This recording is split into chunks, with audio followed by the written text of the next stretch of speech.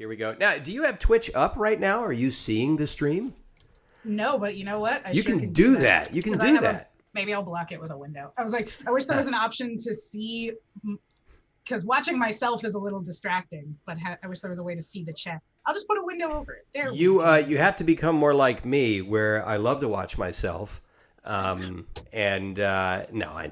No, I watch myself for two reasons. One, to make sure, okay, do I look okay? Am I presentable? And two, because I am oddly fascinated with how I come off. And this is probably why you get into the performing arts, is that you recognize that you are an instrument of story, and how you are perceived is part of the story.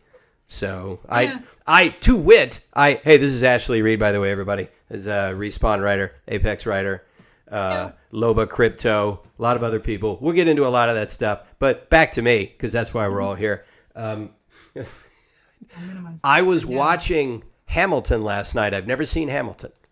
Never seen it. Actually. Yeah, never seen it. I wanted to know what's all the fuss about. I was aware of one song, because I had auditions come up before where they want you to sing like a certain character, and inevitably it was the King George III song from Hamilton called You'll Be Back, which, by the way, is a marvelous song. And I don't really like musicals very much. It's just not my thing. But I was watching that song, and I was trying to sing like the actor playing King George, and he's a Broadway singer. It's not going to happen. I'm not going to match him. We can't all be Allegra Clark. Anyway. Yes, we cannot all be Allegra Clark and Justine Huxley and Zara Fuzzle, who can not only sing well, but in other languages, and it's just embarrassing for me. Or Darren DePaul, people who can just belt it out. Yeah. But I'm singing. I'm trying to mimic this guy as best I can, and I'm watching him give this wonderful performance in this song, and he's literally at one point salivating. And he's almost doing it on purpose, because King George is going mad over his anger about the colonies. I'm thinking, this is a guy who's going to see video of himself for all time in this video with spit on his lip and all that. And this is the kind of thing that if you weren't neurotic before you got into the performing arts, it can turn you that way. Oh, my God.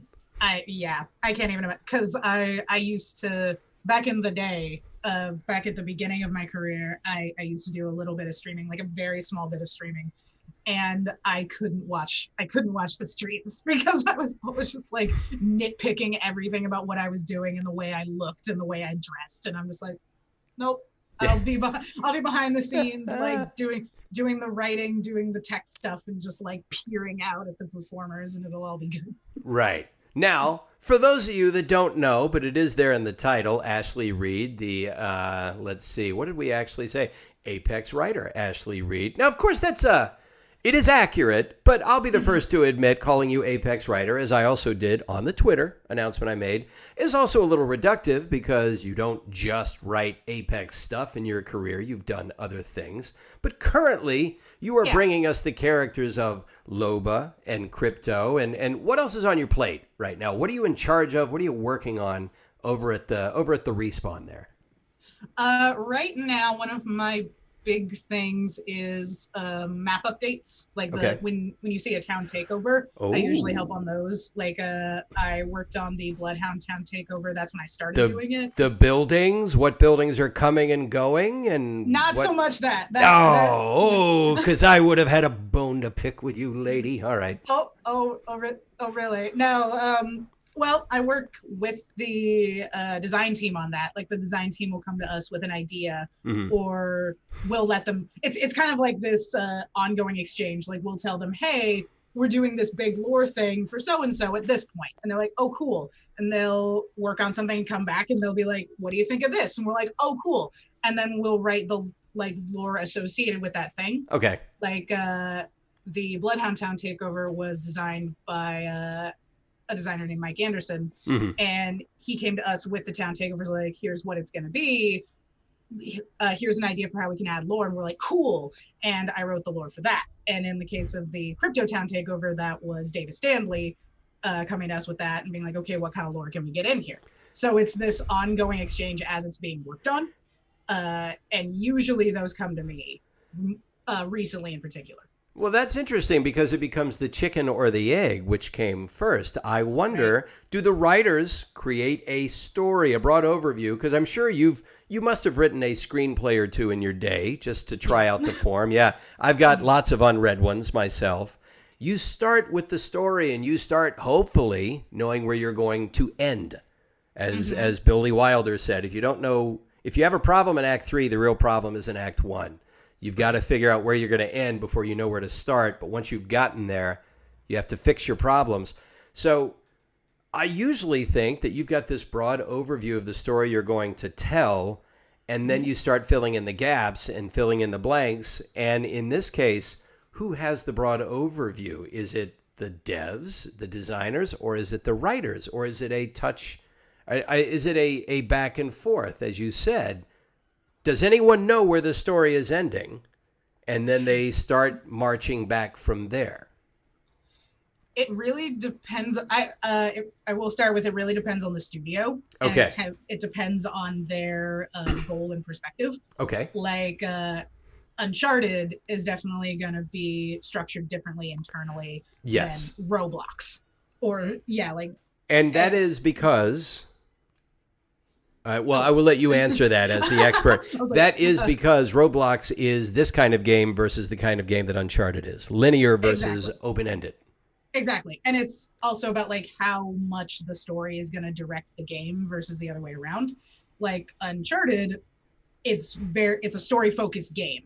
So that's the thing that's going to drive everything else. Okay. Versus something that's maybe more gameplay-centered. The gameplay will get figured out first, and the story will be like formed to accommodate it, which I think some people kind of take as like, oh, writing's an afterthought. That's not the case. It's just part of game dev that it's a really complex machine, probably one of the most complex kinds of media, just in terms of how many pieces have to fit together. So you end up with different studios needing different parts of the game to come in at different times or to accomplish different things. Right. Like in our case, we don't have any like show-stopping cutscenes where we can explain a lot of stories. So we want to get as much story into the game as possible. We have to be creative in how we do that. So Respawn in particular, it's a lot of like working together.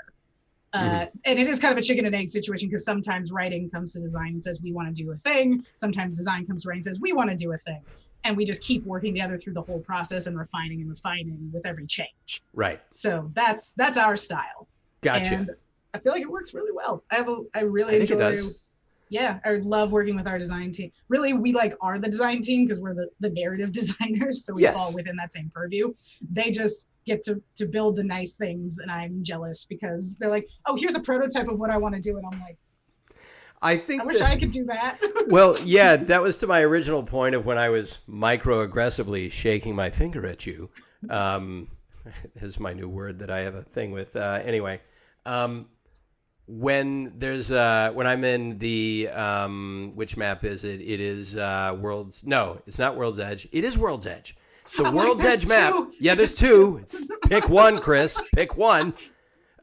It's the World's Edge map. There is one building that I, as Pathfinder, am completely defeated by every time I try to grapple to the top because there's a beacon there, and it has a sort of an A-frame. And there's an A-frame, and it's just after you come out of a tunnel.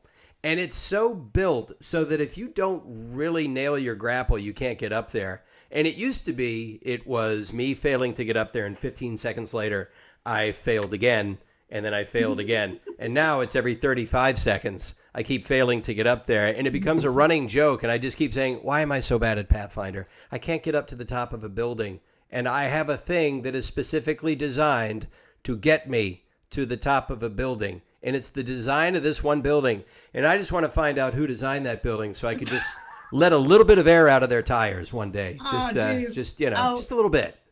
I actually do not know. I do not know, but I won't call them out. They are my kryptonite. Just by let's make this ledge a little bit wider. He will never get over that. Your hubris. Chris needs to get knocked down a peg. Yeah. That's clearly what He's not nearly enough pegs down yet. I will say that I'm with you in that I write as well. I don't get paid for it like you do. But anyone who writes, who takes the abstract and puts it into word form, I think has a specific skill. Some people can do two things. They can write and they can also physically build things. They can take an abstract idea and they can just take a bunch of materials and build it in front of you. And I've always envied that because I can't do that. And so when a designer comes to you and they say, oh, you have an idea for a building? All right, I'll see you at lunch. And they come back and they have this thing drawn up. And I think, how did you do that? That's exactly. It's very funny because sometimes we'll pitch ideas for things that we would like to do in the game.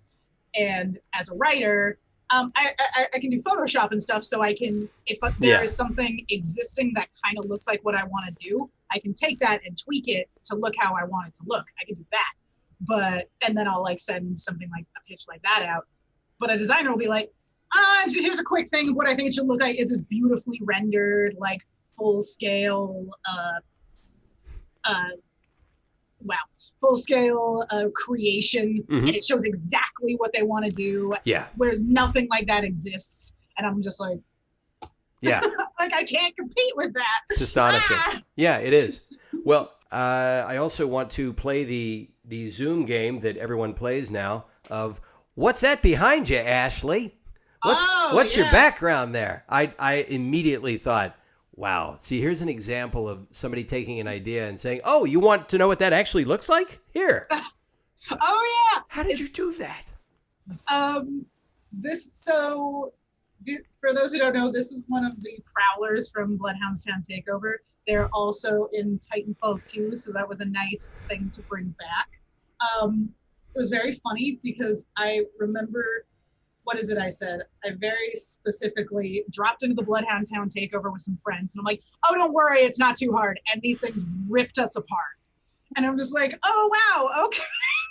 We just got, and like, it's worse because they don't pop out until you like activate it. Like you have to let them come get you. Yeah. So we were just so woefully unprepared. Yeah. So like this kind of is the vibe. Like my head is just constantly in the mouth of a prowler. That was how I felt during the Bloodhoundstown Takeover. So I'm like, this seems appropriate. There are so many times when I play Loba's Quest where I feel like the hunting expert in Jurassic Park at the end, where I just have enough time to say, clever girl, and then, hey, those are my insides. How did those get outside me?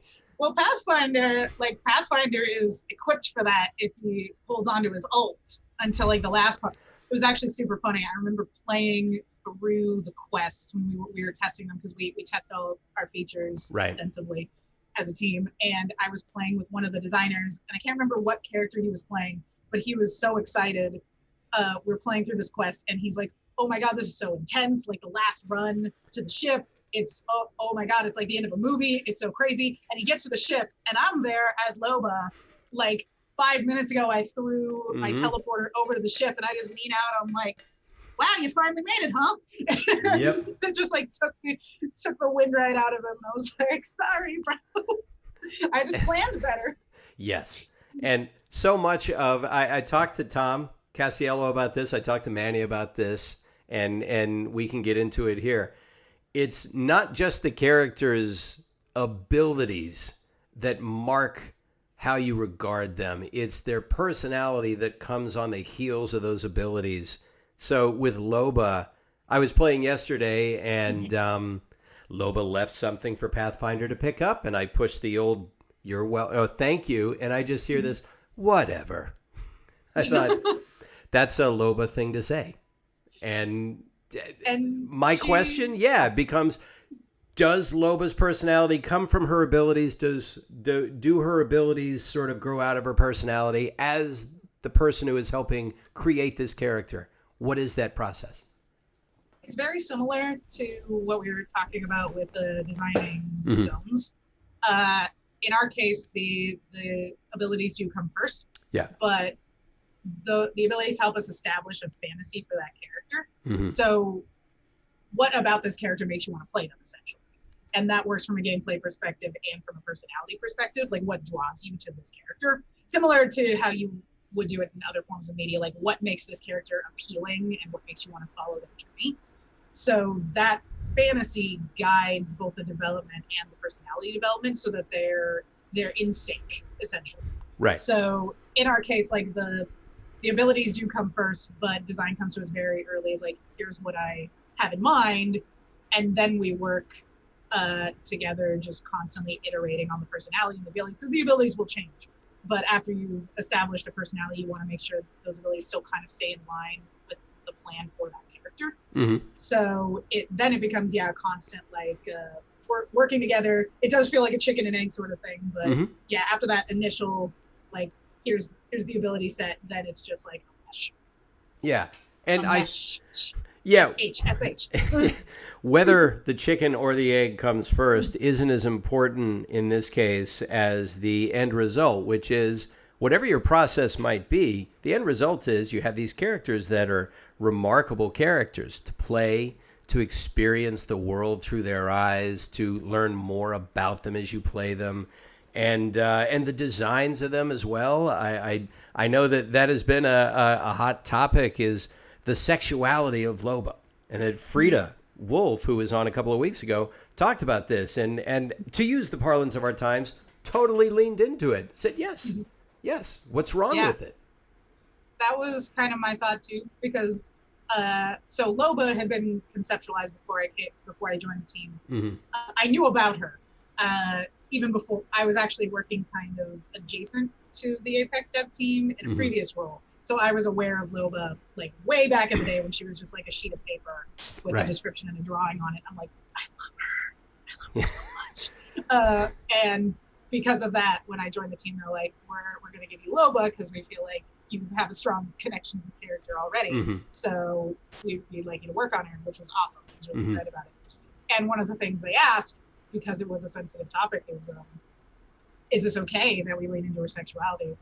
And my thought was like, if she was the first and only female character in Apex, this might be problematic, because when you have only one representation of an entire gender, I'll say, when you have only one, and that can come up in pop culture where it's like the five guys and the girl's personality is she's the girl. Right. Like when you have that, it's like you're kind of saying like that's what all women should be, and that can be problematic. In this case, we already had examples of women who weren't like that. So we're like, okay, we're not saying that every woman is this way. So we don't want to say that no women are this way. So that was, so it was fun to work on her because she's based on real people.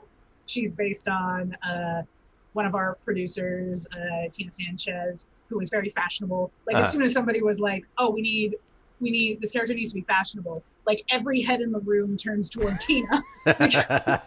There was actually one time where Tina was not in the office, and I happened to be wearing high heels that day, and I walked to a meeting, and like every head turned, and you could clearly see that everyone thought I was Tina. Like they were waiting for Tina to come to this meeting. I'm like, it's just me, guys. Right. But they heard the heels on the and floor. They're like, it must be Tina, because everyone knew when they heard the heels, it was Tina coming. But yeah, so she's based on like how fashionable Tina was. She was based on like different developers from across the development team contributed to like, here's my interpretation of this character. And her dialogue was based on like conversations I'd had with my friends. Like I have a lot of friends who are just these really, really tough, badass women who are also very like prim and proper and put together. And I'm like, okay, what would they say in this situation? Right. And then it was also a little bit of like, I'm in my public life a little more toned down than Loba, but Loba's kind of like who I wish I was. So it was a little bit of like, here's what I wish I could say in this situation. So she was very fun to work on because we got to tap into so many of those different things. Well, yeah, one thing that Frida referenced was she had no problem with Loba being very sexual, provided that you had examples of that in the game. And I said, well, to be fair, there's some shots of Mirage in the lobby. So if there's a sex object for the men in the game, it's clearly Mirage. There are so many women that play this game that have crushes on Mirage that openly talk about it. Oh, yeah. And have you seen the the portraits on the Mirage Voyage in the back. Yes. Yeah. Yeah. So you have quite a bit of fun with it. And that was Frida's point, is that let's just make it equal. If you're going to show me this from the female point of view, show me this from the male point of view. If we're going to if we're going to have this, fine, let's have it. And I'm all for it. And I freely admitted to Frida, I said, look, I'm a guy. The designers know how to build a sexy looking woman or a sexy looking man. It's going to get a response. So let's not just pretend it's not there. And I like the way you guys have said, yeah, she's aware that she's sexual. She's aware that she has this appeal. And does she use it when she needs to? I mean, how did you approach that? Did you feel like, yeah, there are a lot of women out there saying, oh, I'm very sexual, but it empowers me. Well, not if you allow yourself only to be regarded objectively. You have to show that it's more than just the fact that you're sexual. You also have a brain. You also have other resources. So Loba definitely qualifies. Right. And I think the way people want to portray themselves, they're like, I'm empowered by my sexuality. Awesome. 100%. You do you. I think the issue is more like when somebody creates a character and says, oh, this empowers them, but the actual representation doesn't reflect that. Right. Then when it's like that kind of comes off as an excuse. Yeah. If that's all they have, that's not really empowering. And it's also, if it's inconsistent, what was really important to me was consistency with the personality. Like a character like Bayonetta was a big inspiration for me, because Bayonetta, across the board, people love her because she has the personality that matches the way she looks. Like, she is a very sexually charged individual. So it makes sense that she would wear clothes like that and clothes that randomly fly off in battle. Like, yeah, this person would do that. That makes sense. The issue is when you have a character whose personality does not match at all, and then they have a very overly sexualized outfit. I'm thinking like there are games where it's like you have a female general who's like very serious, no nonsense, and then she's wearing a bikini in the fight. Like, that's not consistent. Then it's like the character of this person does not matter as much as making them look aesthetically sexually pleasing. Yeah. That's when I think it's a problem. General Bustier, what is your assessment of the situation? But there's I don't know. Why don't I ask one of the men? I won't call it out too hard, but there is one game that I was watching a stream of, and bless the streamers for calling it out. They're doing like a newscast. It's like a zombie apocalypse going on. And there's a newscast, and it shows like a general for the army, like addressing the people, being like, here's what's going on.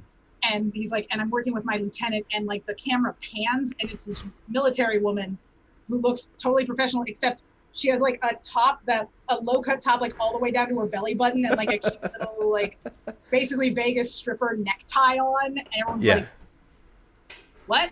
Like, everything else looks totally legit, except this one thing is like, what? So it was stuff like that. It's like, this is not consistent with the rest of what you're putting in here. There's a joke. I guess retroactively, maybe this joke applies, or maybe I'm just digging myself a huge hole. I'm in, who knows, one or the other. We'll let the internet decide. Oh God. The calm, sober judge that the internet is. There's a movie that came out, I think, around 1985 called Yellowbeard. Some Monty Python cast members were in it, and it wasn't really a hit. And it's as a comedy, it's okay. Some of the lines work, some of it doesn't. It's just not a great comedy. But there are parts of it that are kind of fun. And they're out on a pirate ship. And they have, they're not on a pirate ship for this particular scene. There's the British Royal Navy is chasing Yellowbeard the pirate. And they have a captain on board that is clearly a woman with a fake mustache drawn on. And the reason why back then you couldn't have women on ships is because the myth was women are bad luck. And so you didn't want to have a woman on the ship. I know. But obviously the captain of the ship, who was James Mason, the actor, had the woman on so he could sleep with her. And the captain's name was Captain Prostitute. Oh, my God. I know. And that was the joke, is that, no, that's not a woman. That's Captain Prostitute. What's your problem with it? And I feel like some of those characters you talked about, like the lieutenant with the low cut, what do you mean Lieutenant Prostitute is objectivizing women? So I feel like they just maybe don't Either they don't get it or they don't want to get it and admit what they're doing. Right. I think it's probably the second one. I think it's probably like it's like what there's I'm not going to call out like all dads for this or anything. This is not a thing across the board at all. But there are definitely instances I've seen where it's like, what? But why woman if she can't be sexy? What's the point of even having her there? And it's like, yikes. Okay. But that is definitely improving with time, especially as like more women are joining development teams. As it's like, hey, I'm a person. I'm a person and not a concept, not a visual aesthetic. I'm a human. Yes. So, and if I will even use myself as an example of this attitude. When I was younger, and there was never any excuse for me having this attitude because I was raised for the most part by a single mom. So I have not had a problem seeing a woman's point of view of things. And perhaps that's why I'm so sensitive today. Who knows? But as I got older, because of mainly insecurities, I objectified women entirely too much. And like a lot of guys, I went out and I just tried to meet as many women as I could. I tried to hook up with as many women as I could. And I avoided having deeper relationships with them because there was so much I didn't understand. And of course, when you're confronted with something you don't understand, you can say, I'm going to learn more and educate myself, or you can recoil from it. And This was me in my 20s. Basically, your typical just dumb guy who didn't want to learn more about the female point of view so that I could start having deeper relationships. And as I finally grew, and therapy helped with this. Therapy is a major reason why. Therapy is good. We're big fans of therapy. There is bad therapy out there, and you know you're in bad therapy if you're the exact same person a few years later and your therapist has bought a yacht. So there's that. But I am now married to a woman who is a very sexy woman, I may say, but very intelligent, much smarter than me. And I don't say that to be your typical, I'm just deferring to political correctness by saying my wife is so much smarter than me. No, if we took an IQ test, she would score at least 10 or 15 points higher than me. I know this for a fact. She's deep. She's a wonderful person. And I did not have the right to be in a relationship with her when I was in my 20s. I wouldn't have known what to do. I had to earn my way towards her. I grew into the idea that, yes, you can see women as beautiful and sexy creatures physically because they are, but that doesn't mean that's all they are. They are smart. They are funny. Some of them aren't smart, just like some guys aren't smart. They're people. They're three-dimensional people who can be anything. And it's so funny. It took me so long to get that, and it shouldn't have, but it did. It's definitely a socialization thing. That's a thing I've learned over time. Like, that honestly, fundamentally, what separates men and women is socialization. Like, they're different because they are socialized to be different. Obviously, there are biological differences, but the vast majority of the differences between men and women come down to being socialized a certain way. Yeah. And that's fine. There's nothing wrong. Well, it's fine if you're okay with that. It's not fine if you feel like you're forced to be that way. So if you are a man if you're being denied your agency. Yeah. I say as I cut you off. How dare you? But if you're a man who is more interested in like feminine pursuits, that's great, and no one should tell you that's not. In the same way with be yourself. Masculine pursuits. But I think that's helpful to be like, oh yeah, they're just people. They're people just like me. Right. And with all the same brain power and insecurities and history and rich inner lives. So yeah, I think that's the best way to look at it. It'll make you the happiest, honestly. Well, I also understand a lot of times when I hear women say, I'm tired of feeling like I have to put on a certain kind of outfit, or I have to put on makeup if I'm going to this or that enclave. I just want to do it because I want to do it. I don't want to have this diktat come at me from a culture that doesn't ever take the time to understand that, I just may not want to do that. Should you shun me because I don't want to do that? You know? Or if you do want to do it. Yeah, if you do want to do it, I don't want you to think, well, you were asking for that comment. I'm not asking for anything. Yeah. I mean, I will say there is cause and effect. If you come to work wearing a G-string, and that's man or woman, you're going to get a different response. Do you see my face? I was like, oh God. Yeah. Who is wearing this G-string? I'm just gonna say. Yeah. It's all. I think just treating each other with respect. Exactly. And acknowledging our shared humanity, and that was one of the things we tried to do with Loba, because obviously her sexuality is a big part of her personality. Right. But there's more to her than that, and we definitely we talked about well, how does she feel when things aren't going her way? Right. And I'm hoping people have noticed this. If the ring is coming in too close and you're too far away, she'll get kind of pissed off. She's like, come on, what are we still doing here? She has kind of a short fuse if things don't go her way and the mask slips a little bit. And that's, we wanted to give her those layers of seeing your parents get killed at an early age might make one a bit touchy.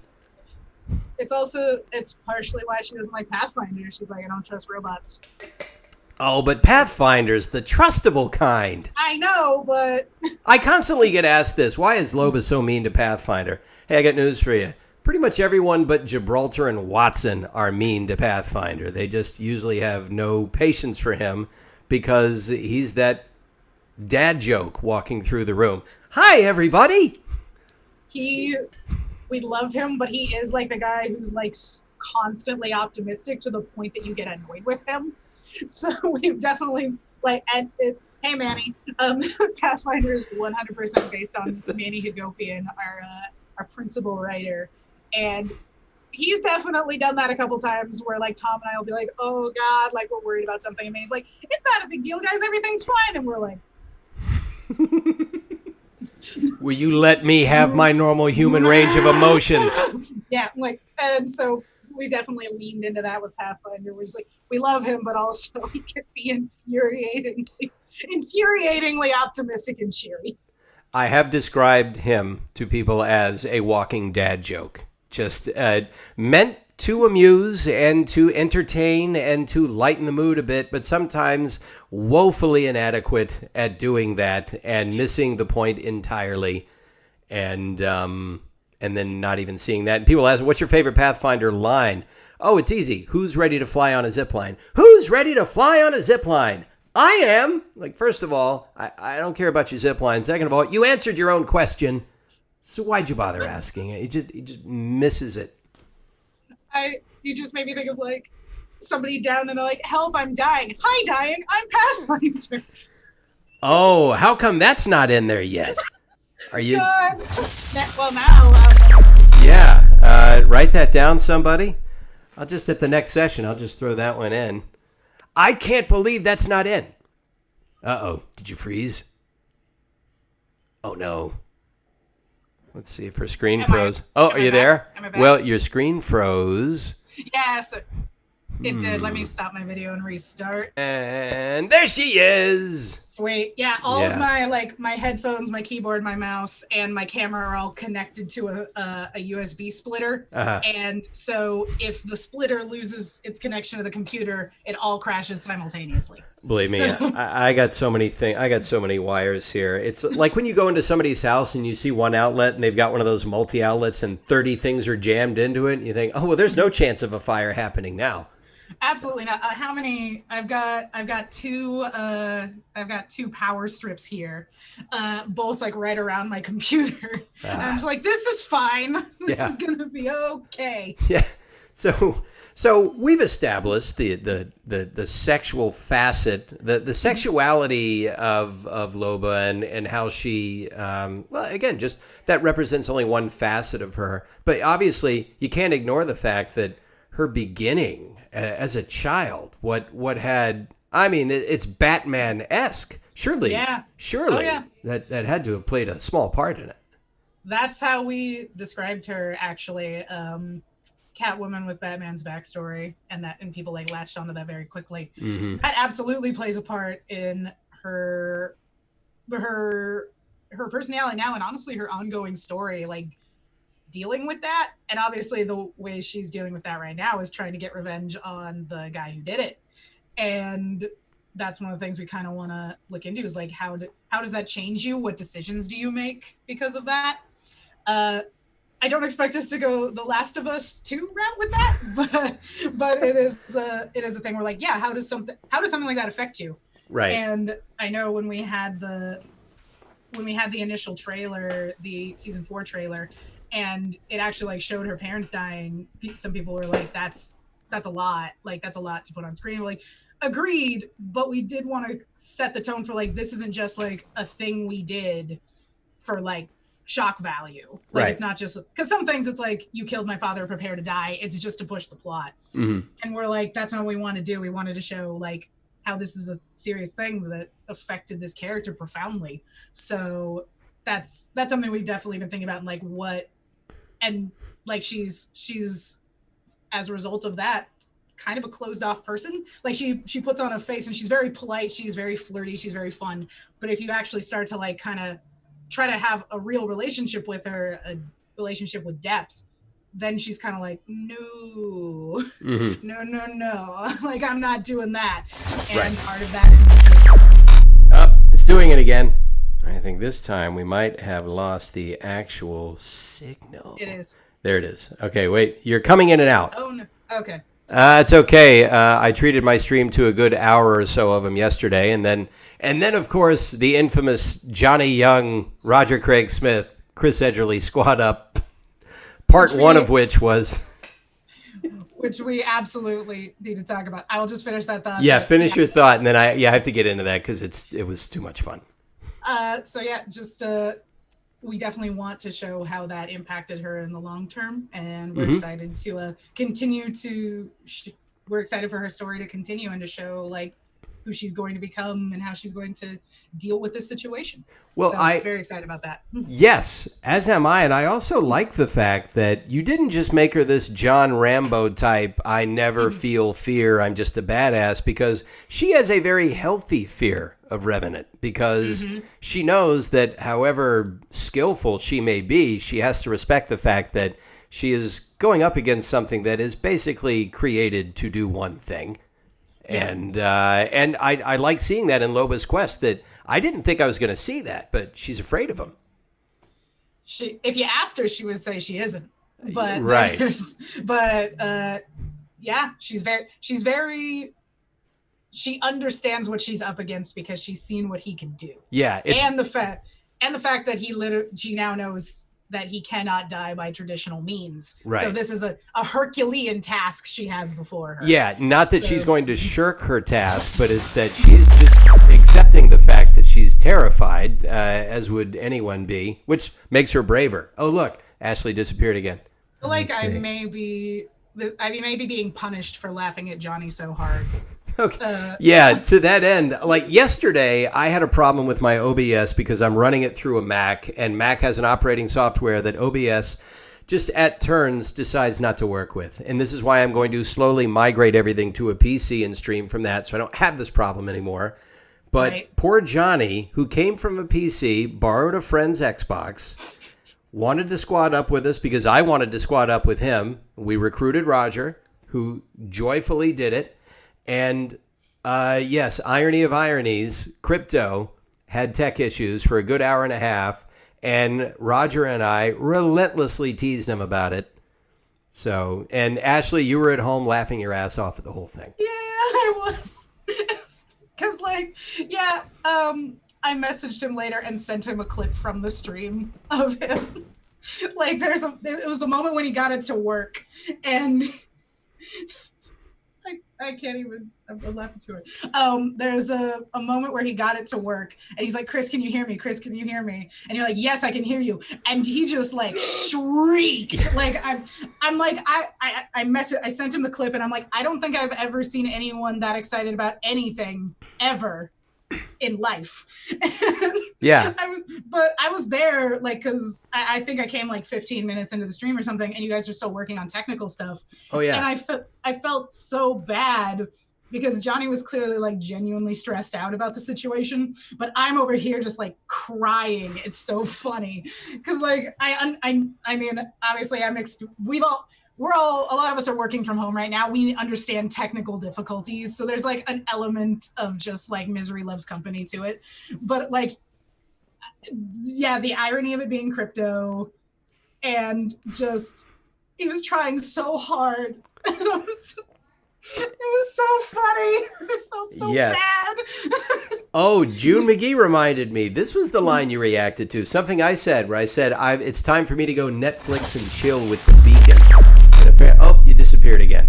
If this keeps happening, I might just switch the camera and the speakers to... Yeah. There we go. I might just switch the camera and the speakers, like, wired in directly, if it happens again. But yeah, when I said, it was a line I came up with. I think you guys would never deliberately write a corporate entity that actually exists into one of your lines, but I just couldn't help but notice that, I think it's time to Netflix and chill with the beacon, and apparently you lost your shit at that one.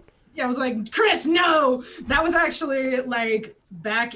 I remember some of your very early streams. Yes. There was a stream I was watching where you like used the beacon and then you started to walk away and then you turned and looked at it again and I'm like, no. Don't say it. And you're like, I'll call you later. I'm like, Chris, no! But I reacted like that because like the joke was already in my head, you know, where it's like I was already thinking it and I'm like, don't say it.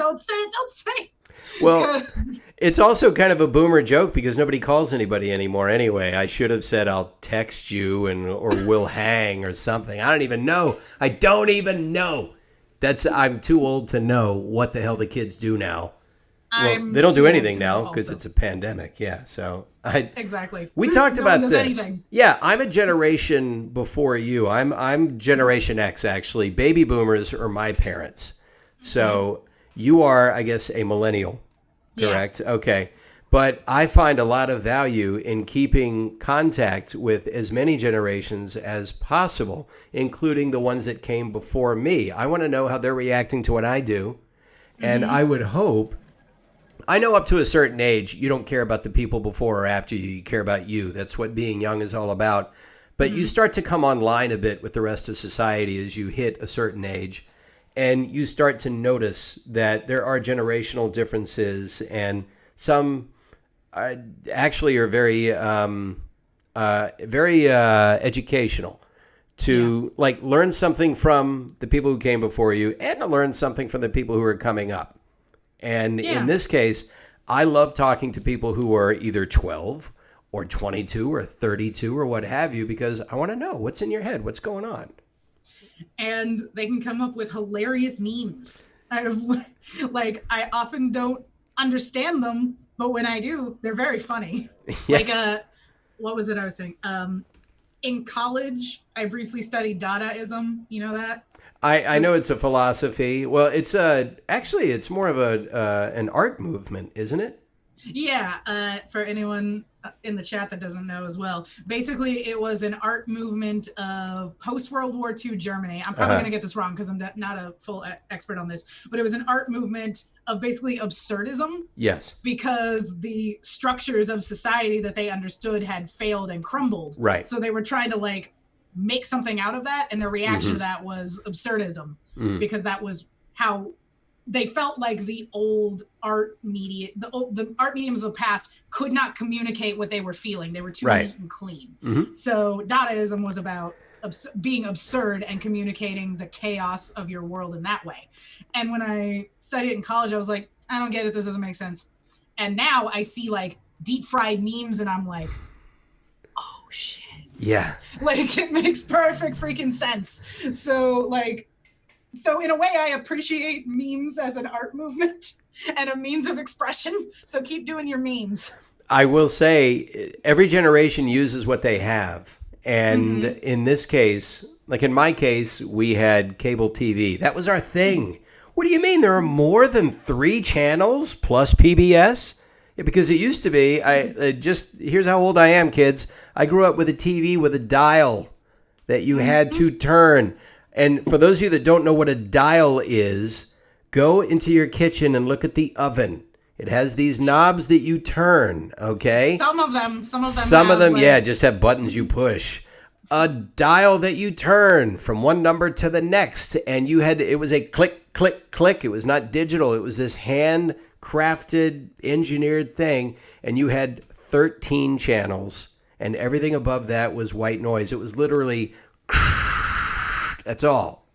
And after about 4 a.m., until about 6 a.m., sometimes from about 2 to 6 a.m., there was no programming. There was literally nothing on television. And I don't mean literally the way a lot of people are misusing it now and said, oh, it was really. No, it was in actual fact, nothing was on television. We didn't have VCRs or anything. And then VCRs came along, and then cable TV came along, and then everyone said, well, it, we'll just put stuff on 24 hours a day. Mm-hmm. We used that. We used that idea that suddenly you could have things all the time. That was something to us, and we became used to it. The generation before had no idea what that was. Now you have the internet, and you have, as you say, the way people express themselves is they take media from different areas and they put them together and they form something new with it to express a pithy comment. Mm-hmm. Which I have a slight detour. I'm wondering if you ever had one of these. Because I think the millennial thing is a very pinpoint understanding of the passage of time, because we were the last analog generation. Uh-huh.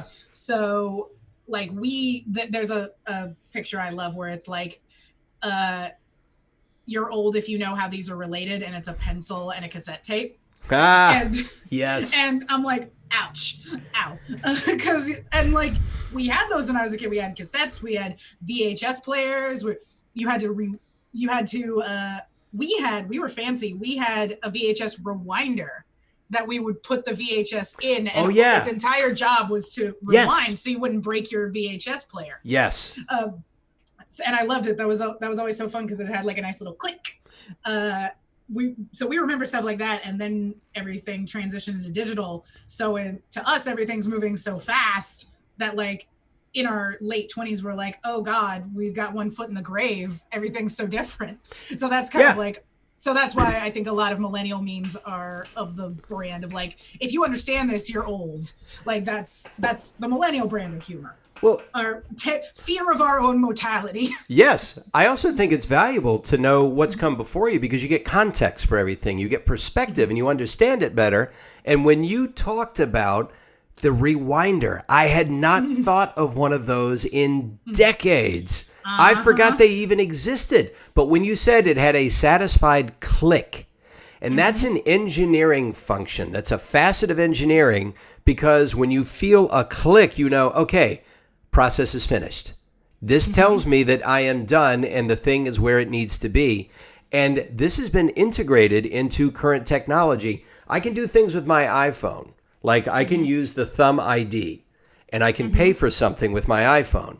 Now, when it's finished being paid for, a little check mark comes up on the screen. If I see the check mark, I know it's paid for. But they engineered a little physical click that you physically feel. There's a reason for that, because when the human body feels something, it also gets processed differently. And so when you feel a click, you know, okay, engineering, good engineering. I know that the process is finished. And I'm taking this back around to Apex. When you play the game, the controller vibrates. When you fire, you're firing a gun. You see you're firing the gun. You see the damage you're doing. But for every weapon, there's a recoil. There's a different kind of action. It's engineered into the game. And I think if you had grown up without those previous generations' ideas of engineering, you couldn't have had this. Yeah, I think it would definitely feel a lot different if everything was very exclusively digital and analog, exclusively digital without the trappings of analog. And I think that like there's some things that exist purely in the physical realm that will always kind of have that analog vibe, like reloading a gun. Like you're always gonna like have that like click into place feel. If you don't, that's not a very good gun. I mean, how do you know when you've done it right? You need the click. Yeah, which is, I think that's definitely an awesome psychological component of engineering. And that's actually, I I made a point. I was playing the game a little while ago, and I realized something made me really happy while I was playing the game, and I couldn't figure out what it was. And then I realized it was the sound of the Spitfire, like popping the extended mag into the Spitfire, and it like clicks really satisfyingly into place. And I like went over to our Slack, and I'm like, audio team, that was amazing. Because the thing with audio, and like actually a lot of other, with a lot of facets of game development, they're kind of invisible. Mm-hmm. Like you only notice that they're there if something breaks. And like that's kind of the ideal, is like if they've done everything correctly, you don't even notice they're there. Right. Like it's all about improving the experience in a subconscious way. And audio is one of those things. Like you don't think about the fact that somebody had to go in and program a system so you can hear footsteps as they get closer to you. Yeah. Like that's not just a thing that happens. It's a thing that happens in the real world. So we don't think about like, no, that takes time and expertise to like get that to work, and knowing like where to put the right sounds and the right like haptic feedback to get you to feel like you're part of the experience. Definitely not like being on this dev team and really just focusing more on game dev in particular, that stuff started to jump out to me more. So I tried to like give a shout out to the teams that make that happen. Like I guess one really good example was we had a review of a bunch of stuff that was going into the game, and we saw a piece of technology that most of us would never have any involvement with, and it made it so two pieces of geo click together seamlessly, and people lost their minds because they're like, that is going to make our job so much easier. And a lot of us were like, what? Like we hadn't even considered that was a thing that needed doing. And a lot of people, when they play the game, probably won't notice it because it's just like one of those quality of life subconscious things.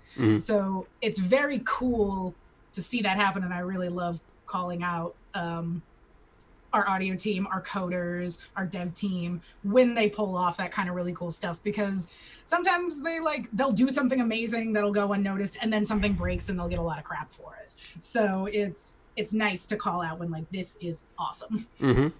Well, that begs the question of, obviously you do have an understanding of engineering, you do have an understanding of design, whether you had some of that in place before you started working with devs and designers or after, doesn't matter. You have it now, at least as far as I can see. But when you write a character like Crypto, how much more do you need to learn about tech and programming and hacking in order to write him? Or are you just writing the person and you let the more knowledgeable people fill in some of those tech blanks for you?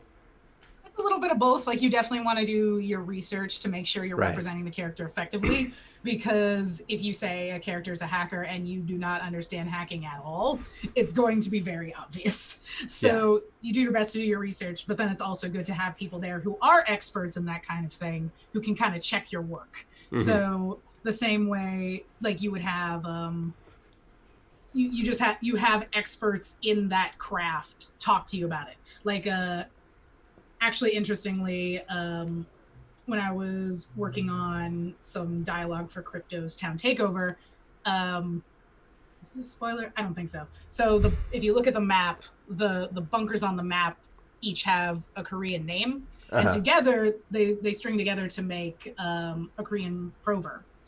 And originally, I was thinking like, well, Crypto, the proverb is essentially after hardship comes happiness. And to me, I was like, I think it speaks a lot to Crypto as a person. If he doesn't put happiness there, he puts something else. Right. Like something that's like truth. And it's like, Crypto, you're not really focusing on what's important, which is your happiness. And I did so, and I made that adjustment, and then I brought it to one of our Korean-speaking devs, and he's like, "Don't change that." And I'm like, "Got it." So I switched it back. He's like, "Don't mess with that. That doesn't make sense." So you definitely want people, and like in that case, it was a language. In other cases, it's like a hacker character where it's like, "Oh, hey, I'm hacking the mainframe." You want someone to be like, "No, you're not. Stop it." That's not how that works.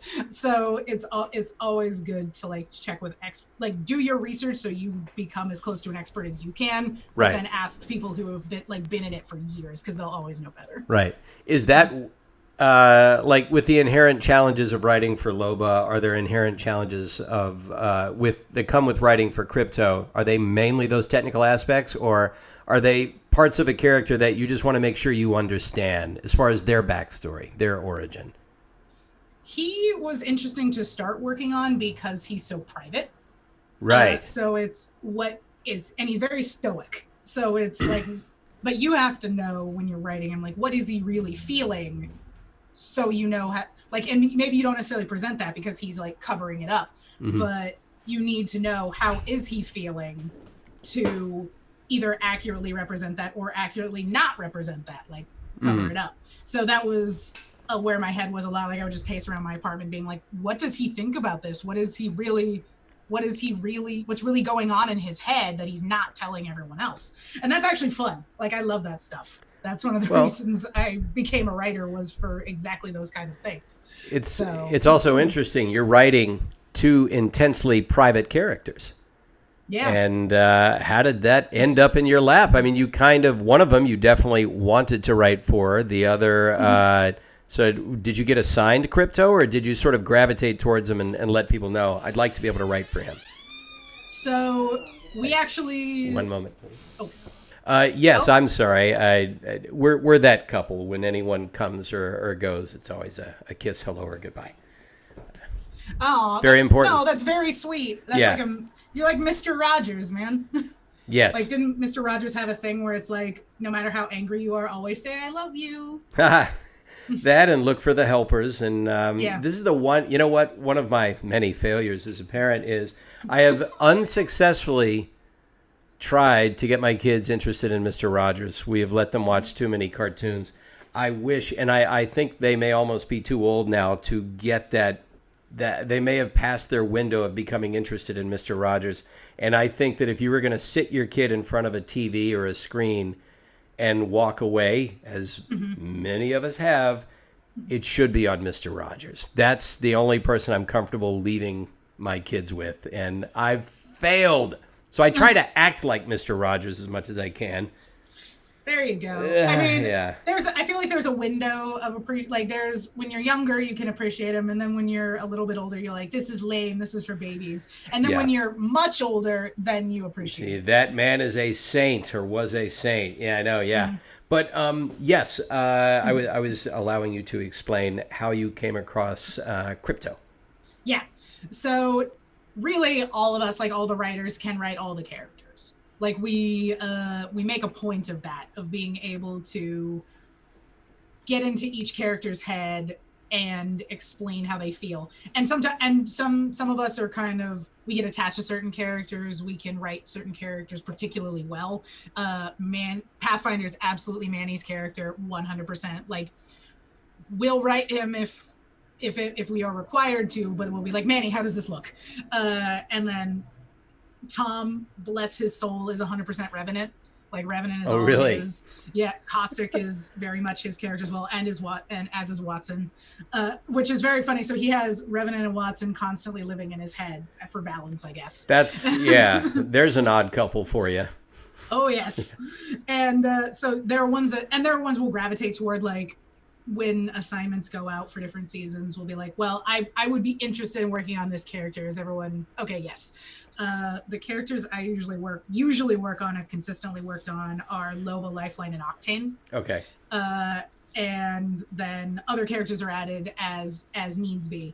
So for season 6 and 7, I got Crypto, and that was the most attention. And this was also partially because I was working on the town takeover at the time.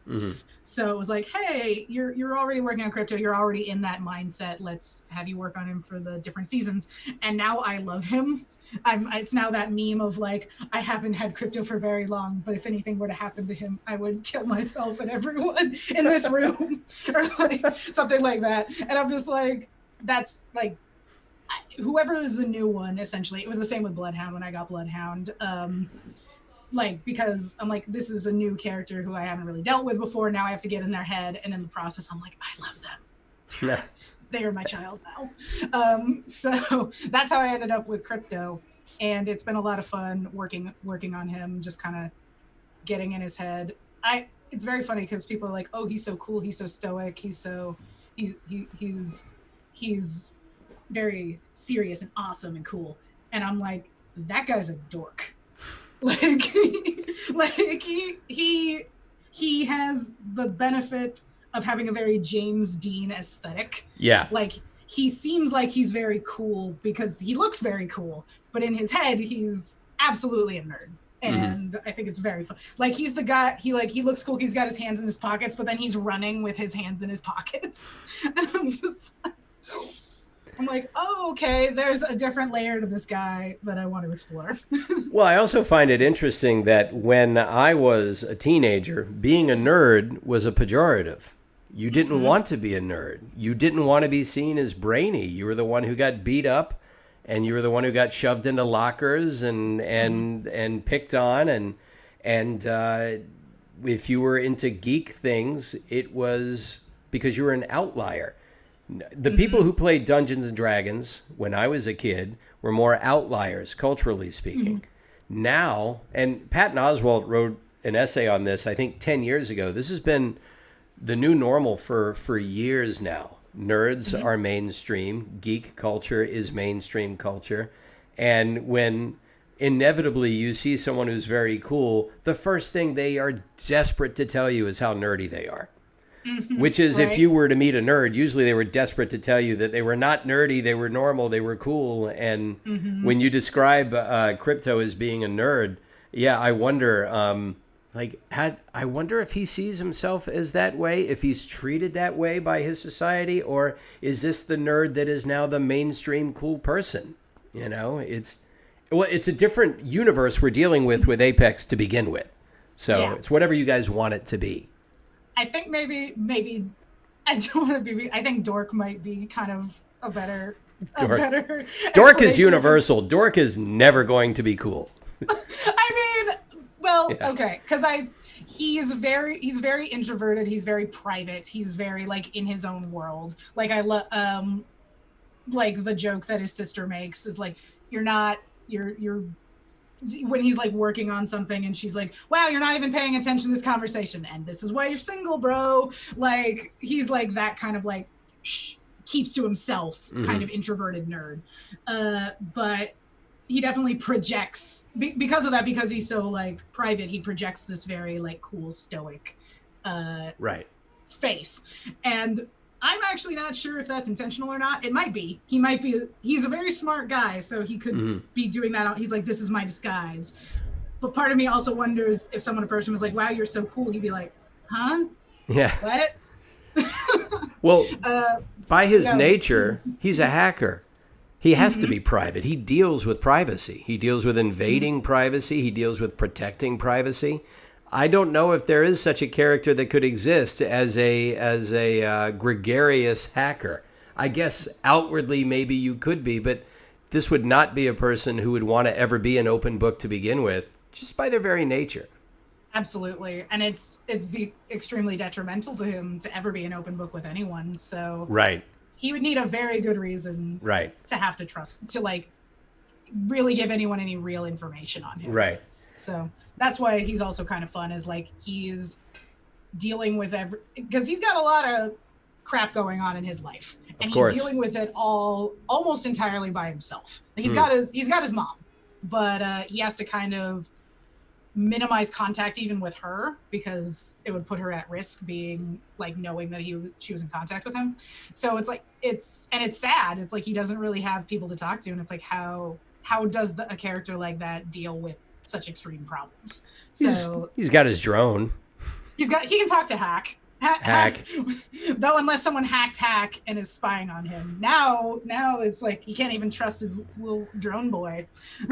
That would be an interesting thing, is that if people, given enough time, people are going to write stories for everything. But you have Lifeline's drone, you have Crypto's drone, and sooner or later, to use more parlance of our times, people are just going to ship those two drones. Oh yeah, that's already happening. Yeah, as soon as it was a thing before Hack had a name. Like as soon as the drone popped up, people were like, "Yeah, we ship it." And I'm like, "Oh god," which is funny because Crypto Watson literally said Hack doesn't have a personality, which Doc clearly does.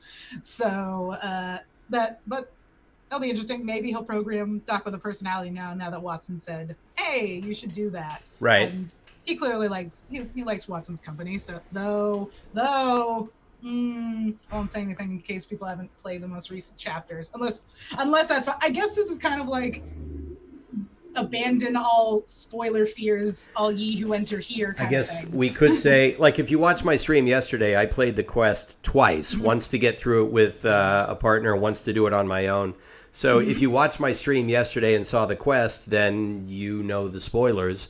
But if you don't know the spoilers, spoiler alert, Ashley will now talk about Loba's quest.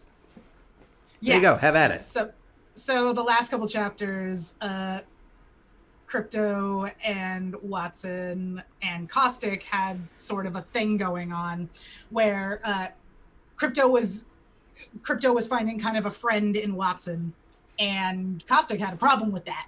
He's like, no, I don't like this guy. He's very protective of Watson, isn't he? It's a good question. Like, what exactly he is protective of? Is he protective of her, or is he using her for his own ends, like objective ends? Right. Good question. But either way, Crypto was a variable he did not want confounding his work. So Crypto had to go. And Crypto was also very convenient for getting suspicion off of him. He was the actual mole in this situation because Loba knew too much. And she said right at the very beginning that she knew who Caustic was. And Caustic was like, nope, can't have that. So he was the one who told Revenant everything just to try to get rid of Loba. And Crypto became a convenient casualty of that situation. Which is going to make Crypto more private now. I can't trust anybody. Pretty much, like that.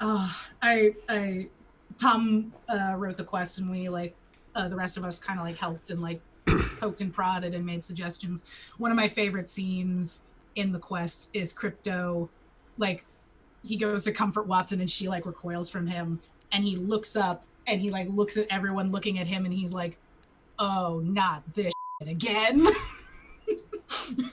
And he's like, come on. So that I was waiting, I was just sitting there waiting for that part of the quest to come up since we started it, and I was jumping out of my seat. Oh, you disappeared again. Yeah. That's what happened. You broke Twitch.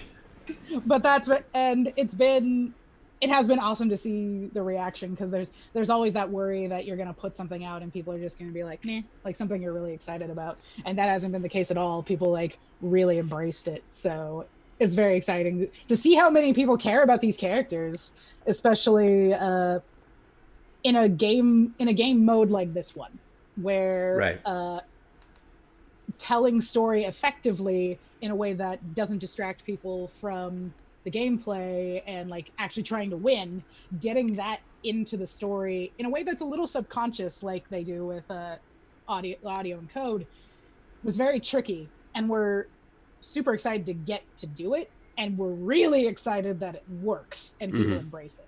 So that's really cool. Now, do you spend much time playing the game just to, first of all, it's a fun game, so if it's your jam, then those are the kinds of games you enjoy.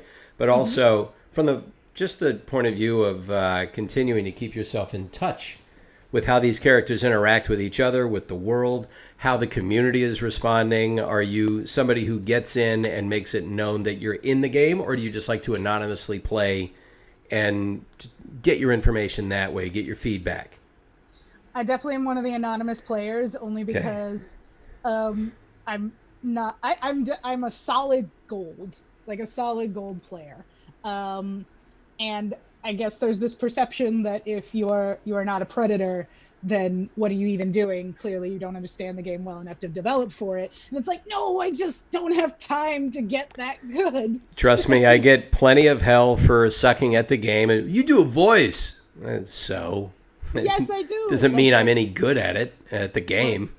what did Reggie Fils-Aimé say? It was something like he got absolutely destroyed in a Smash tournament by an expert player, and they were giving him crap. And he was like, "Look, you spend 16 hours playing a video game. I spend 16 hours a day playing a game. I spend 16 hours a day running a company. So, Yeah.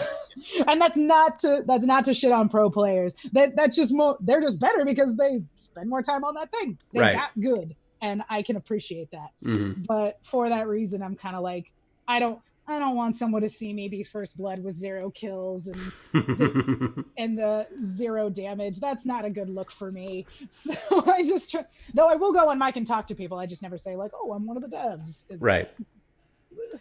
It just opens you up to, and it opens you up to like fix this thing that you have no control over. And honestly, there are reasons that it's not. Maybe it's not being fixed, or maybe there's a fixed plan that we can't talk about.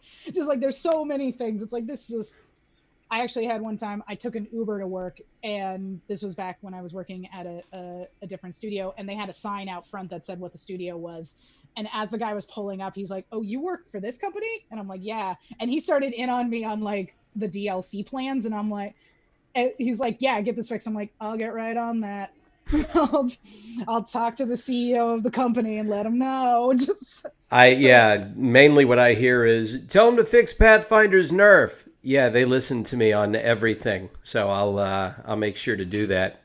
Believe me, nobody's complained about it more than I have, and guess what? Still nerfed. So don't worry, guys. Things happen in the game for a reason. It'll be fine. Right, and there are things that we can't comment on effectively. Right. I'm a writer. I can't comment on that. Like, I obviously talk to the development team, but I don't fully understand the intricacies of every single thing that they do. I just know they're experts at it, and they do it for a reason. Exactly. So I fully trust their instincts, and when they choose to do something, I know it's for the better for the game. Right. Now, when you play, do you have a main, and do you have a favorite loadout? These are very important questions for me. They tell me a lot about you. Oh boy. So I will say I've been playing a lot of crypto lately. Okay. Of course. Because I've been watching Johnny stream. Because I wasn't very good at crypto. I played crypto a little bit, and I'm like, this isn't for me. Okay. And then I started watching Johnny streams, and I was like, oh, is that how you do it? You don't just fly around in the drone the whole time while your teammates get murdered? Okay. So then I started practicing a little bit more, and I'm like, I told him about it, and I was like, watching your streams, I've gone from potato player to baked potato player. Slightly warmer. So playing crypto is a lot of fun. I did it a lot in Armed and Dangerous Evolved these past 2 weeks, because we introduced the master badge, which was if you get, I think it was for this one, 100 kills, 15 respawns, and 5 wins, you get a master badge showing you did like all the things for the event. Mm-hmm. And I was determined to get the badge, and the hardest one for me was the respawn. Mm-hmm. It was just very tricky to pull off, so I think I had 130 kills and 9 wins by the time I got the 15 respawns. And crypto was really great for that, because I could disengage from a fight where both my teammates got killed and then zoom in on my drone, grab them, and get out of there. So I practiced with him quite a bit recently, so I guess right now he's my main. My old reliables are Lifeline and Octane. Okay. And I don't just play them because I love them. They actually, like, their kits suit me. So maybe I love them because their kits suit me. There's a chicken and egg. Yeah. And then, of course, Loba, because obviously I wrote her. And also, like, that was one of the reasons I loved her at the beginning. I'm like, oh my God, a loot goblin. Finally, I am represented. Like, I have a great video of one time my friends and I disengaged from a fight. I'm like, are you guys okay? Here, have some syringes. And I just like explode with like 10 syringes. And they're like, thanks. And I'm like, oh, and some shield cells, and like 10 shield cells. They're like, okay. And here are some med kits, and like 5 med kits. They're like, have you been taking all of the health items? I'm like, shut up, just heal. So I think Loba's heirloom should be a shopping cart, just with like a little hinky wheel on it. Then look what I got. Just rams people with it. Yeah. Like, those hurt. So I can see that working. Yeah, she dings Pathfinder, and he has to, the rest of the match, he's got like a dent and a scratch on him because of her shopping cart. You ever get like cracked in the ankles with one of those things? That's Uh-oh. You get excited talking about shopping carts. Look what happens. Now Johnny can make fun of me because I'm sure you can hear like little screams of rage as this Somebody was joking on the chat that this is Johnny's revenge, that he's constantly he's pulling the USB out from afar, constantly doing it. I don't know. I made fun of him and then he hacked me. Yeah, he just sent his drone over to pulse us. Every time this happens, there's a little drone outside your window just going, then it flies off. Yep. All right, Here, so you're real quick. Let me try. Yeah, well, I was saying that my brother Dave does graphics for me, and when I edit the streams, I usually take out tech issues. This time, I would like Dave, every time there's a tech issue where you freeze up, I want him to have a graphic of Crypto's drone flying in and pulsing the stream, and then you freeze and go away. And then I don't want to remove the tech issues this time. I want to work them in. Please. I mean, it's what I deserve. Like, I fully understand. I fully recognize the irony. If Johnny is not sitting at home laughing at this stream, then I will feel very disappointed. The Frankie boy, one of my mods, is saying, what is the EdgeVoice streams without tech difficulties? I have placed a ceiling on my potential as a direct result of my utter failure to comprehend technology. And I some people just say, yeah, he's good to watch for about 9 or 10 minutes, and then something goes wrong, and then I move on. But I mean, like, the fact that you had, 700 people watching Tech Issues the stream? The stream. I mean, it was obviously entertaining. I thought it was funny. I thought it was so funny. I thought it was, yeah. It's the kind of stuff I like, but to each his own. I'm realizing too. This was something I'm not sorry. Did you have a different question? Did you have a train? I was wondering, what's your loadout when you play? What are the two guns you got to run with? I mean, I'm open to a lot of things, but currently my favorites are the Spitfire and the R99. Oh, so you like short range? Yeah, like short to mid range combat is usually my thing. I have been picking up, because of Armed and Dangerous Evolved, picking up more sniper rifles and shotguns. Mm-hmm. I used to run shotguns almost exclusively, but wow. then I started being, suddenly I have potato aim, just like randomly. I just lost the ability to aim, and that is so essential when you use a shotgun that it's like you might as well not have a gun if you can't land shots. Right.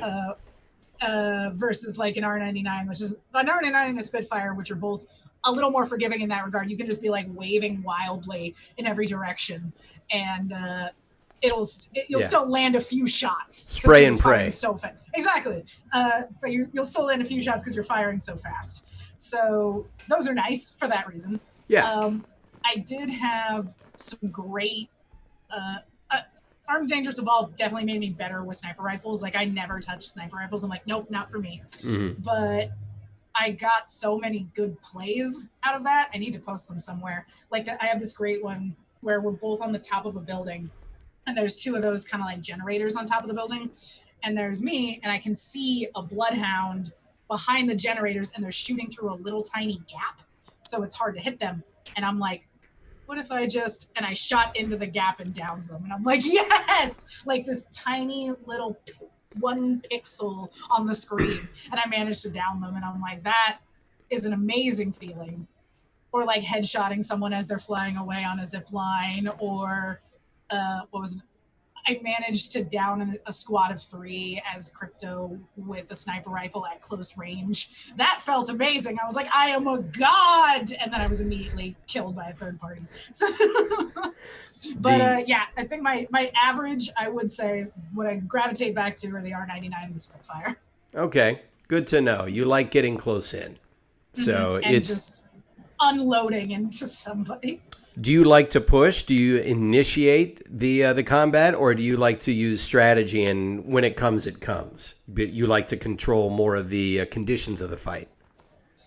I think I would say I like to push. It definitely depends on who I'm playing. I'm a little more thoughtful sometimes when I play different characters. If I'm an Octane, I become the dumbest player on the map because I'm just like, let's go! And like Moy has a card too, and that I'm pretty sure is about me, because it's like the Octane runs in and takes on a squad of 3 and gets down. Is like, where were you guys? Help me out here! And he's just so obnoxious. I'm like, ooh, Moy read my diary. Like, oddly Moy enough, watched me play. I came up with a term for that. I call that a Chihuahua move. I went and Chihuahua'd myself because the Chihuahua is this little dog that feels like it can fight anything, and it gets into situations that clearly is over its head. And Right. I've done that. I've seen an opportunity and I run in and I forget that I don't necessarily have my backup yet. And Right. yeah. Yep. I've definitely, there have definitely been times where I've gotten all angry. I've like died because I got like destroyed by an entire team, and I get angry, and then I'm like, oh wait, they were actually being smart. Yeah. Oh shit. Oops. Another reason that maybe I don't want people to know I'm a dev, like this friggin' moron. Of course. But Well, I've kept you here for about an hour and a half, and I know you do have sort of a hard out coming because you have stuff 2, yeah, at 2. We can open it up for questions and comments and things like that. Yeah, there were people who were wondering what your loadout was and what you like to play. What platform do you play on? I play on PS4. PS4. Yeah, which I've always preferred console. I'm a proud console plebeian. And before anyone asks, I understand that PC is better, objectively better in a lot of measurable ways. I used to work at a publication ancillary to PC Gamer. So they were constantly telling me how I was very, very wrong for not playing on PC, and they did not understand my logic and why I chose not to.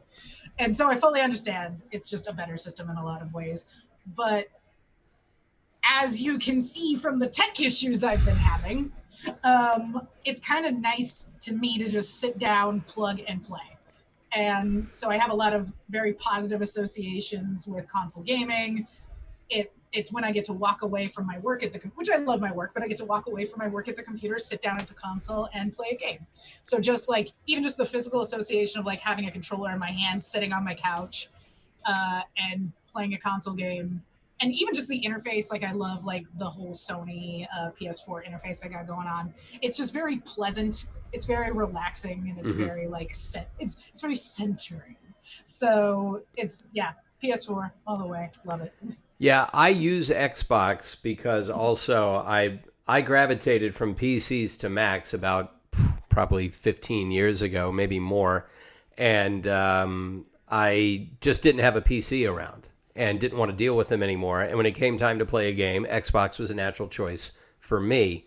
That was mainly because probably 15 years ago I bought an Xbox because I had done voices for a game that was on Xbox, and I went and bought it so I could listen to what I was doing. It just continued from there. And like you, I like to plug and play. Since I've been streaming and encountering the tech problems that Mac has with OBS, I have decided, okay, I'm going to start streaming from PC once I can get everything migrated over. Hasn't happened yet, but apparently it's just an easier experience with tech to stream from a PC. And you can play on a PC with a controller. So Yes. I get to conserve that one aspect of gameplay that for me is crucial. I'm not a keyboard guy. So Right. and That when was kind of, when crossplay comes, it won't matter. For me, crossplay will be a very welcome addition, but the stream will be hopefully by then PC only because I want to spare people these tech issues. But I have the heart of a console player and always will. I appreciate that, and I'm really excited for crossplay as well, because just because I prefer to play on PlayStation doesn't mean I don't want to play with people who are on PC.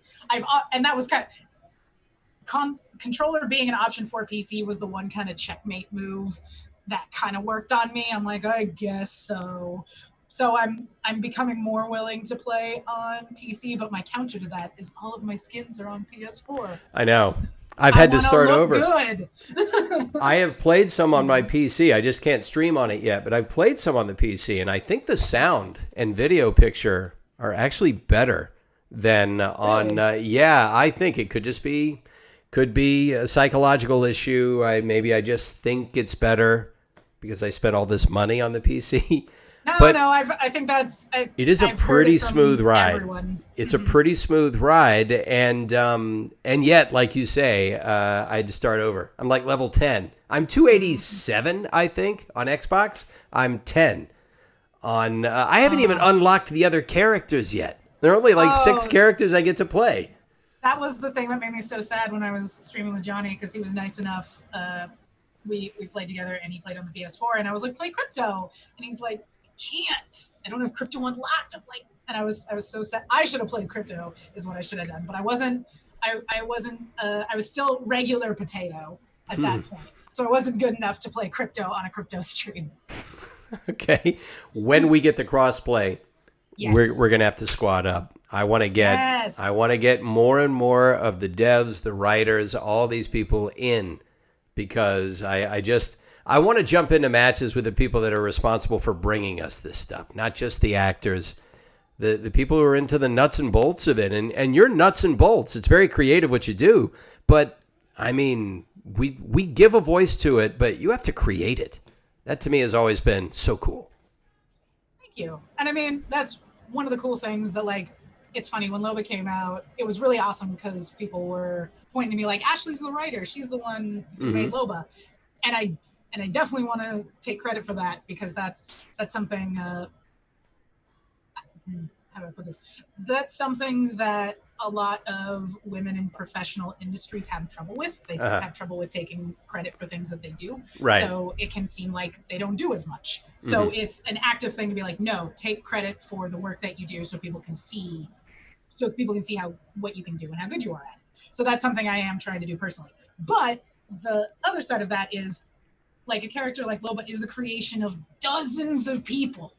So, like, from the coders who did, like, they made all the stuff float around slightly off the ground when she uses her black market, to the animators who came up with the way she moves, which informed the personality, to the artists who actually drew her, and the artists who came up with the different skins for her, and the voice actors who will be in the booth with you guys, and you'll be like, hey, can I make a suggestion? We're like, my God, that makes it so much better. So it's like one character is the work of like a huge team. So it's weird to say like, I made Loba, but so I want to take credit for what I did do, but fully acknowledge, like, so many different people put their heart and soul into these characters, including you guys. So don't feel like you're not part of it. Yeah, I like you. I take more pleasure in being self-effacing than in being braggadocious, I guess you could say. I do take credit for when people enjoy the performance. I say thank you, because I don't want to downplay my contribution, but it's so easy to point out all the other contributions at the same time. So yeah, it's not a zero-sum game. Somebody loses prestige because they compliment someone else. No, we all share in this. But yeah, I know where my role is. And to that point, recording in the studio, I wanted to make sure, we talked about this before we went on. Yes. People had so much fun watching Johnny and Roger. And I was peripherally involved with it, but the ad-libs they did of your typical recording session.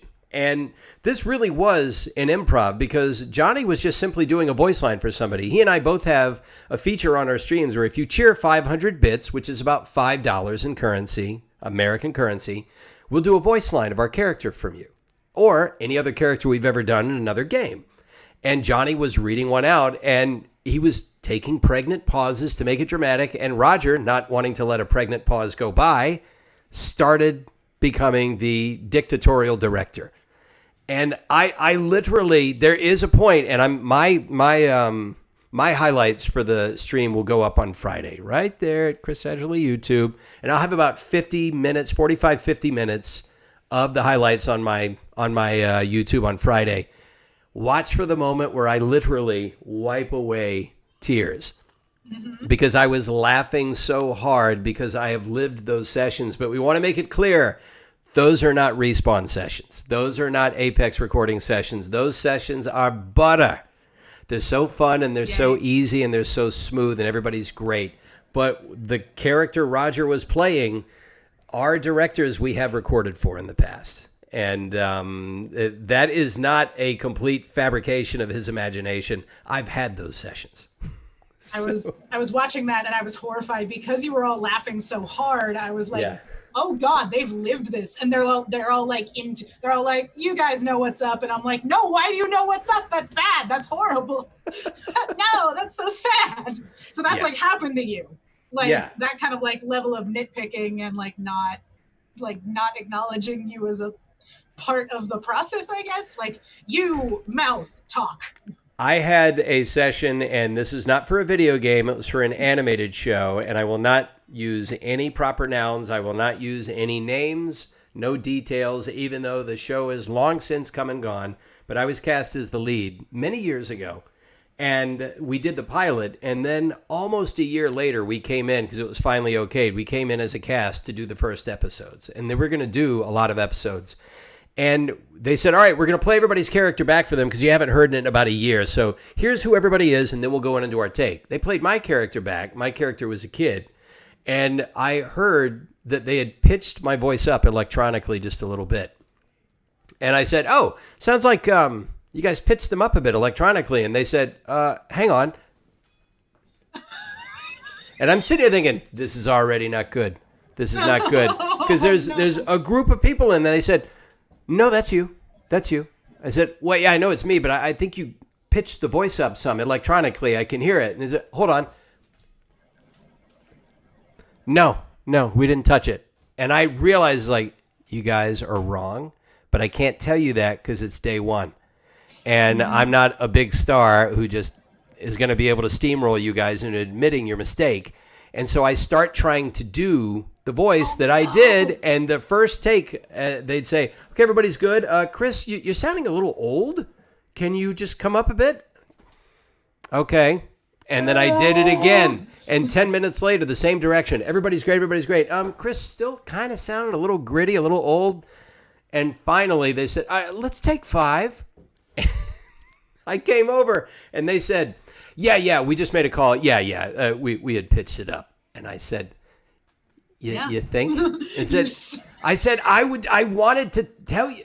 And they said, why didn't you tell us? I said, because I'm so hideously insecure as an actor that I don't want to get fired on the first day for telling you guys you're wrong. And man, you kind of did. They just didn't listen. Yeah, about 12, 13 episodes later, I was recast. And it wasn't because of that. They recast like 7 or 8 other people until they finally found the guy that they wanted. And he was great. And the show went on to do a nice run. But that first day I thought, I can't win. And that what Roger was conveying is the fact that sometimes, and it's almost always awesome, but there's that sometimes where you realize this is the Kobayashi Maru of recording sessions from Star Trek 2. It is engineered so that you cannot win. We just want to see how you're going to react. Oh, no. Oh, that's so sad. Everywhere in life, you're going to face your Kobayashi Maru where you realize, I'm not going to win here. This is really just a test to see how I'm going to respond. Writing has its version of that. I have not encountered this at Respawn, which is amazing, but I've encountered it at other places I've worked, where the idea is like, we want to convey all of these things. You have 10 words. And it's like, like we need 5 different messages and you need to use these different words.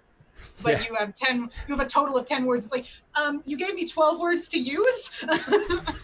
So like, I feel that is what I'm saying. I feel a version of that. That's funny. There's a person on the chat here, Krista Meme 3. I love this. The bluntness of the chat is, who's Ashley Reed and what does she do? And this is like when somebody would meet Ayn Rand. Ayn Rand was this writer who wrote Atlas Shrugged and what was the other one? The Fountainhead. I've never read Ayn Rand. I'm just familiar with her. And she's basically the founder of modern libertarianism. And apparently when you would meet her at a dinner party or something, you would introduce yourself and her first question to you would be, what are your premises? She wouldn't say, hi, how are you? I'm Ayn Rand. She would say, what are your premises? Like, explain yourself to me now. Go. Oh, wow. That's I know. And that's what this is like, who are you and what do you do? And does it say like, oh, it says, okay, it just says my name. No, it says it's it. in your title. And this is why I want to tell people on the chat who immediately come in like a bull in a china shop, who's this? Why are they here? Why am I watching them and not gameplay? Well, if you'd scroll down about a centimeter, you will see the title of the stream. And in that title, if you are capable of reading, you will see the name of the person and what they do. So we have answered your question before you have asked it. Unless, of course, you choose to not scroll 1 centimeter down. I know that's a hardship, but yes, in the future. Skill. Yes, it's a critical skill to have. We ask that, yes. Here's a question from Eric Tyler, friend of the stream. Question, I know that inadvertently writers may inject themselves into their characters they write for. So what character has Ashley felt the most congruence with? Which one is the least difficult to find yourself anthropomorphizing into? If I may pervert his question somehow. I will say, I'll call these out first because they're not the most congruent, but there's a significant congruence. Like I said, when I write Loba, it's got like her brand of humor is in a lot of ways my brand of humor, where she's like sneaking in like subtle sex jokes. Like that's how I am with a lot of my friends. Like I definitely am. They'll like say something and then I'll kind of like swing by and be like, that's what she said, and like keep going. So that I love, and I love like making it classy. So it's like you're not quite sure if she meant it sincerely or if she's making a joke. That's what she said. That's the way Pathfinder would tell it. That's what she said. Exactly. And Loba's a little more like subtle and classy and like not crass. So I enjoy like it's like morphing that part of my humor into something a little classier. So there's her. Please, could we have Crypto say that sometimes then? That's what she said. Ask Johnny. I bet he could. Yeah, Johnny, do that, please. Yeah. But and then Crypto, I am actually an extremely paranoid person, just like him. Okay. I'm very particular about like if I'm gonna tell my friends something in confidence, I will run around and make sure like every window is closed, every like camera is unplugged. Like there's no possible way that anyone could hear it. So like so I feel connected to Crypto in that way. But I think the number one, that was the 2 runners up. I think the person I feel connected to the most is Octane, because I frequently behave exactly like Octane. I actually have my best friend from childhood is a Navy medic and an EMT, and I will send him photos of like sports injuries I got and be like, does this look okay? Should my kneecap be over there? He's like, girl, why? So it's like, that's where like my understanding of the relationship between Lifeline and Octane came from, because he's basically my lifeline. I feel like I hope I'm nicer. I hope I'm nicer to my friend than Octane can be the lifeline sometimes. But like, absolutely the just like gung-ho, like just running into a situation with like full enthusiasm. And then the Crypto part sneaks in where like afterwards I'm like, oh God, what did I do? So like it's these concepts battling in my mind, but I think Octane of the bunch. You know, that reminds me, a friend of mine had a painting, and I have searched in vain for it on the internet. Maybe I had the title wrong, but he had a painting that he wished he could buy. It was a very expensive painting. You know, it was a modern day artist, and he says, if I ever had enough money, I will buy this painting. And I think it was called Exquisite Fool. And it is a painting, and I think it's a guy who is really, it's an anthropomorphized wolf that is basically like a person. They're riding on a horse, and they are charging into something. You don't know what it is. And their head is back, and their arms are out, and they are just riding full steam ahead. And it's the exquisite fool who just throws all caution to the wind and eats the opportunity. It's nothing but adventure for them. And of course, some people say it's foolish. Other people say that is exquisite because you are tasting life fully when you do that. And he says, that is the picture I want, because I think to him that represented the kind of attitude that would be ideal for him. Maybe he wanted to see more of that in himself. And Octane, the way you describe him, It's the exquisite fool, the personification of, I'm going to charge in. Maybe I'll blow my legs off, but I'm going to taste life. That's how I'm going to do it. That's the best explanation I think I've ever heard of Octane. Thank you for putting it so succinctly. Yeah. And so if you can find that, Me with the Fez says, does an exquisite fool become an exquisite corpse? Sometimes. Occasionally. Sometimes. Once it stops working out. Yeah, exactly. So the odds are, and there's that line that the brave man dies once, the coward dies 1,000 times. It's all up to you. So I have always sort of picked my foolish moments. You get better as you get older. You get better at picking your foolish moments. In your 20s, you don't pick them; they're all foolish moments. You just charge into everything. But as you get older, you start to say, okay, not this time. So that's life. That's the balance you're trying to hit. Exactly. I will say I think it's important to keep learning well after your 20s. Keep make mistakes that aren't maybe as wholly detrimental. They're not going to destroy everything, but keep making mistakes because I remember one of the things I studied in college was psychology, and one thing that came up, memory in particular, and one thing that came up was people don't have as they approach 80 or 90, people at that age, they remember a whole lot from when they were a kid, a lot from when they were in their 20s, and then it's kind of a downward bell curve in their 30s. Their 30s is the lowest point in the bell curve, and then as it approaches their current time, it goes back up. Right. And they think the reason is because people don't have a lot of novel experiences in their 30s and 40s. They don't, because that's what your brain latches onto. It's I've never experienced this before. I will remember this so I know what to do next time.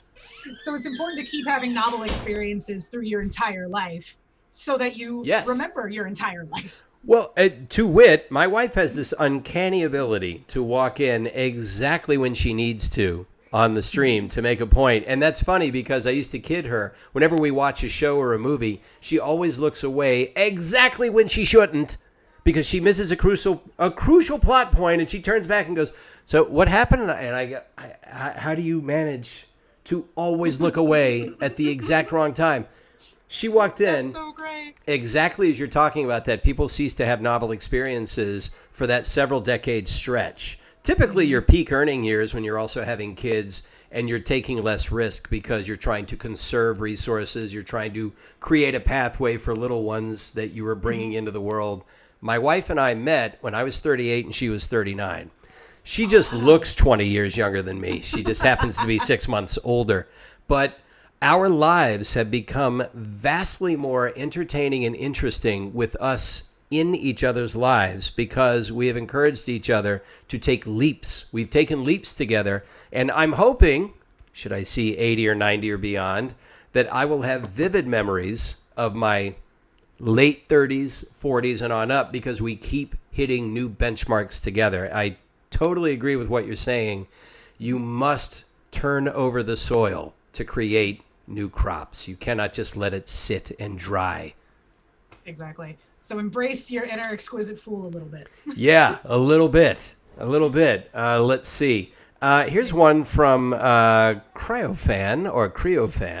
Question at Ashley. What motivates you to write, and where do you draw some inspiration from? So I think what motivates me to write, I've always loved storytelling since I was young, and I definitely am incredibly lucky to get to do this in my career, make a living from it. Because I always, my parents always read to me. I always devoured books, and really any kind of media, but books were my first love. And I just loved the way people could craft a beautiful sentence, like something that makes you see what's in their head so clearly, but also kind of make it your own. Like you never fully, when you're reading something, interpret it the way they put it out into the world, but you get a strong sense of what they mean. Right. And just I really loved that, and I wanted to be able to do that myself. And really, I draw inspiration from pretty much, sounds like a non-answer first, but pretty much everywhere. Like I think about how Studio Ghibli, the people who made Spirited Away and Howl's Moving Castle, they have a lot of food in their game, or a lot of food in their movies. So they're heavily inspired by cooking, or there's different things that are heavily inspired by music. Manny likes to insert musical references into a lot Yes. of lines in Apex. So Yes, he does. Yes, he does. Let's all celebrate and have a good time. Celebration. But yeah, it's like really whatever inspires you, even if it seems kind of off the beaten path, because you'll definitely, as a writer, you want to read what other writers have written because you want to kind of like see what works for you, see what you maybe change and adapt that into your own style. But you also want to look at kind of really every form of artistic expression because you can draw so heavily from things you maybe never expected to take inspiration from. Yes. Best Motherly Caramel kind of piggybacked on what you said too. Having to go through an illness that could kill me, I have learned to make sure that I enjoy life as it could be. If you have the chance to go in, make the best of it. Truer words, never spoken. I can talk about my regrets. Almost every regret is usually failing to take a chance. Every now and then, you take an ill-informed chance and you say, okay, I'm not going to do that again. But you use that for later. And as someone who studied psychology, you know that we typically learn the most through experience. You can intellectually understand an idea, but until you've experienced it, all of your senses are not really engaged in the absorption of that knowledge. But an actual experience engages you as a complete being instead of just an idea. You need that. It's true. And, that's more fun anyway. Of course. Top Cone here is asking, did you imagine that the reveal of Loba would be such a big deal? The Loba reveal trailer has more views than any other Apex trailer. I will say real quick, this is probably the last one I can answer. I'm going to have to... You got to go. This is my hard stop, so I want to say thank you to everybody. But I will answer this question because I do... say whatever you want to the community as well. Yeah. So I had no idea. I lost sleep over... I definitely lost sleep over Loba. But it was like, I was like, are people going to like her? I have no idea. But the response has been incredible. I could have never predicted it would be this amazing. So, and that's what I want to say to the community because I gotta go pretty quick. But thank you so much, everyone who has engaged with Apex. I want to hear about how it's affected you, how you feel about it, what it's inspired in you. And I look forward to continuing to see how you engage with it. Well, with that, I will say thank you to Ashley. Thanks, Ash. We will talk soon. Thank you so much. Talk to you later. Yeah. Bye. Be well.